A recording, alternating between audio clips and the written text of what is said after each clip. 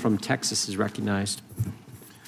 I thank the chairman. May I have 20 seconds, please? Yes, ma'am. Thank you. Let's hear the opposition research. Thank you. That's absolutely right, that they're not running for, he's not running for office again because, well, I don't know why you're not running for office again, but after the filing deadline,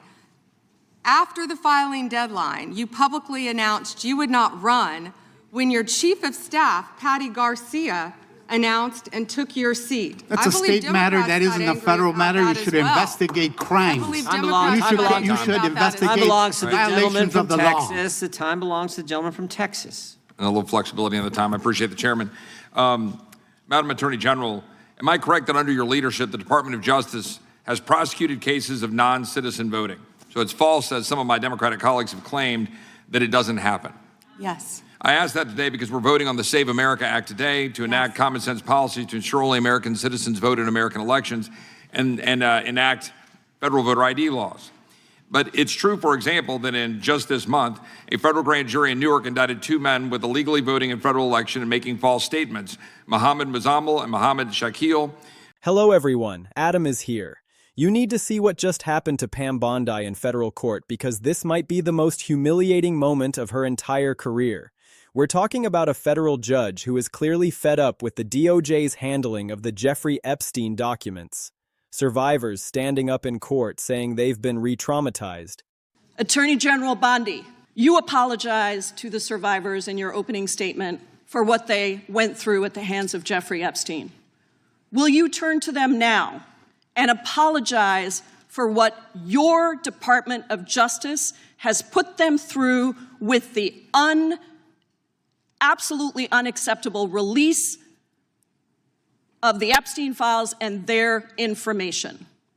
Congresswoman, you sat before, Merrick Garland sat in this chair twice. Attorney General Bondi. No, can I finish my answer? No, I'm going to reclaim my time because I asked you a specific question that I would like you to answer, which is, will you turn to the survivors? This is not about anybody that came before you. It is about you taking responsibility for your Department of Justice and the harm that it has done to the survivors who are standing right behind you and are waiting for you to turn to them and apologize for what your Department of Justice has done. And Bondi sitting in a congressional hearing refusing to even look victims in the eye. Like, are you kidding me right now? Here's what's happening. The Justice Department under Pam Bondi released the Epstein files, which sounds good, right? Finally, transparency about one of the most disturbing criminal networks in modern history. Except, and this is a massive except, they did it in the worst possible way. What a massive cover-up this has been and continues to be.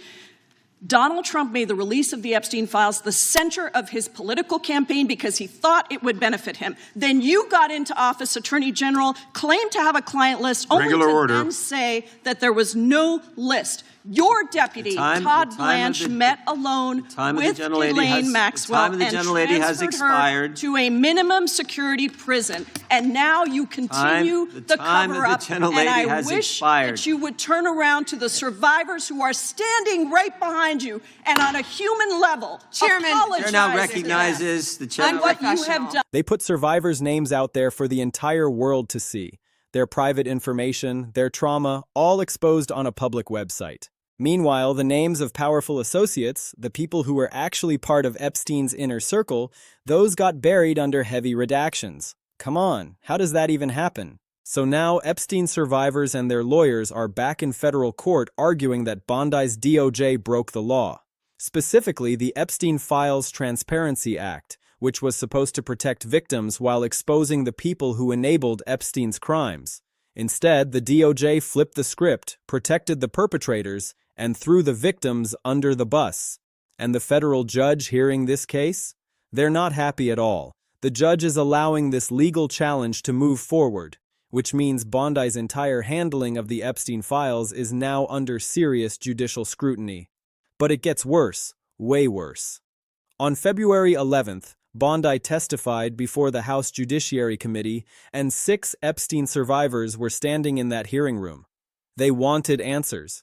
They wanted an apology. They wanted someone in power to acknowledge that what happened to them at the hands of the DOJ was wrong. And you know what Bondi did? She refused to look at them. She wouldn't make eye contact, wouldn't acknowledge their presence, wouldn't apologize for leaking their identities while hiding the names of alleged abusers. Democratic lawmakers were absolutely furious. Representative Jamie Raskin looked Bondi straight in the face and said, "You're siding with the perpetrators and ignoring the victims. You're orchestrating a massive Epstein cover-up right from the Department of Justice. This is wild because we're not talking about some minor procedural mistake. We're talking about a systematic failure that has caused real harm to real people who have already been through unimaginable trauma. These survivors went to court trusting that the system would finally protect them, that after decades of being ignored and silenced, the Epstein files would expose the truth. Instead, they got re-traumatized all over again, and the people responsible are still being shielded. Here's the thing that makes this even more explosive. Bondi has a history with Epstein cases. Back when she was Florida Attorney General, she had opportunities to hold Epstein accountable, and she didn't. She's been failing Epstein's victims for years, and now she's doing it again from an even more powerful position at the Department of Justice. It's a pattern, and that pattern is exactly what survivors and their lawyers are calling out in court right now. So what does this mean going forward? The legal challenge is moving ahead, which means a federal judge is going to take a hard look at whether Bondi's DOJ violated the law when they released these files. Meanwhile, Congress is demanding answers. Victims are demanding accountability. And the whole mess is turning into a political nightmare for the Trump administration. Because remember, this was supposed to be Trump's DOJ standing up for victims, draining the swamp, exposing elite corruption. Instead, it looks like they're doing the exact opposite, protecting powerful people while throwing survivors to the wolves. Let's dig into what actually happened because the details are somehow even worse than the headlines. On February 2nd, Epstein survivors and their legal teams went to federal court and asked a judge to shut down the DOJ's public Epstein files website. Think about that for a second. The website that was supposed to bring transparency, that was supposed to finally expose the truth about Epstein's network, survivors are asking a court to take it down because it's causing them harm. How does that even happen? Here's how. When the DOJ released these documents, they included survivors' full names, personal details, private information that should have been protected. These are people who were victimized as minors, who have spent years trying to rebuild their lives, and now their identities are plastered all over a government website for anyone to find. Meanwhile, when it comes to the names of Epstein's associates, the people who were part of his inner circle, those names are heavily redacted, blacked out, hidden, protected. The survivors' lawyers argued in court that this violates the Epstein Files Transparency Act, which was passed specifically to require near full disclosure of the Epstein files while protecting victims. The whole point of that law was to flip the script, to stop protecting powerful people and start protecting the people they hurt. But Bondi's DOJ did the opposite, and now the judge is taking that argument seriously. The court is allowing this challenge to proceed, which means the DOJ is going to have to defend their decisions in front of a federal judge who already seems skeptical. And look, this isn't happening in a vacuum. On February 11th, the same day survivors were making their case in federal court, Bondi was getting grilled in Congress. The House Judiciary Committee called her in to testify about the Epstein files, and it turned into one of the most tense hearings in recent memory. 6 Epstein survivors stood in the back of that room. They weren't there to disrupt. They weren't there to cause a scene. They were there to be seen, to remind Bondi and every lawmaker in that room that these aren't just documents. These are people's lives. When lawmakers asked if any of the survivors in the room had been able to meet with the Department of Justice, all 6 raised their hands to say no. 0 meetings, 0 outreach, 0 effort from Bondi's DOJ to hear directly from the people who were harmed by their decisions. And when Bondi was asked about this, when she was given the chance to acknowledge these survivors, to apologize for exposing their identities while hiding the names of alleged abusers, she refused. She wouldn't look at them. She wouldn't engage. According to multiple reports, she literally turned her back. Representative Jamie Raskin wasn't having it. He called Bondi out directly, saying, "You're siding with the perpetrators and ignoring the victims. You're orchestrating a massive Epstein cover-up right from the Department of Justice." Democrats on the committee released a statement calling Bondi unhinged for refusing to even look the survivors in the eye. And this isn't just partisan noise. Lawmakers from both parties are questioning why so many names in the Epstein files are still redacted, why the DOJ is protecting people instead of exposing them. Now, Bondi's defense has been that the DOJ is following legal protocols, that they're protecting privacy where necessary, that they're balancing transparency with legal obligations. But here's the problem with that argument. The Epstein Files Transparency Act was written specifically to override those usual protocols. It was designed to force near full disclosure because the usual process had failed for decades. Epstein's crimes were covered up, minimized, buried by the system over and over again. The transparency law was supposed to break that cycle. And survivors are now arguing in court that Bondi's DOJ is using legal technicalities to do exactly what the law was meant to prevent, protect the powerful, and ignore the victims. We need to talk about the bigger picture because this isn't just about one bad decision. Pam Bondi has a history with Epstein cases that goes back years. When she was Florida Attorney General, she had opportunities to pursue Epstein more aggressively, to stand up for survivors. And she didn't. There's a documented pattern of her office failing to act, failing to prioritize victims, failing to hold Epstein and his associates accountable.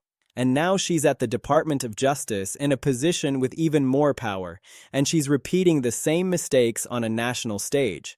This matters because it shows this isn't a one-time screw-up. It's a pattern of behavior, a pattern of siding with power over victims. A pattern of using legal complexity to avoid accountability. And survivors see it. Their lawyers see it. The judge hearing their case sees it. And now Congress is starting to see it too. But let's zoom out even further because this ties into something much bigger happening with Trump's Department of Justice. Remember, Trump and his allies sold this DOJ as the ultimate weapon against elite corruption. Drain the swamp, expose the truth, hold powerful people accountable. But what we're seeing in practice is the opposite. The DOJ is going after Trump's critics, launching investigations into political opponents, while simultaneously failing to deliver accountability in cases like Epstein, where powerful people are actually implicated. And that's why this Epstein Files disaster is so politically explosive. It's a perfect example of the gap between Trump's rhetoric and the reality of how his administration operates. Survivors standing in a congressional hearing telling lawmakers that Bondi's DOJ re-traumatized them. That's not a talking point. That's not spin.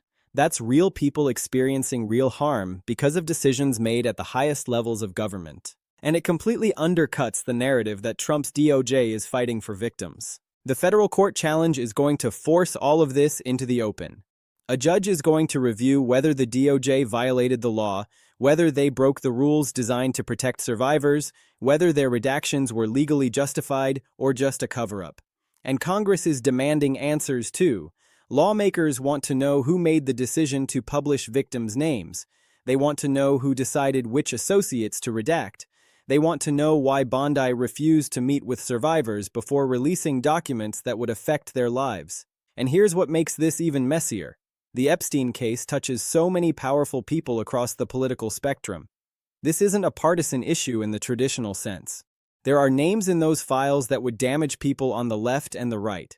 So when Bondi's DOJ heavily redacts the files, when they protect certain names while exposing victims, people across the political spectrum are asking what's being hidden and why. That bipartisan suspicion is what's driving lawmakers from both parties to push back, and it's what's giving the survivors' legal challenge real momentum. We're at a moment where the victims, the courts, and Congress are all pushing back against Bondi at the same time. That's not a coincidence.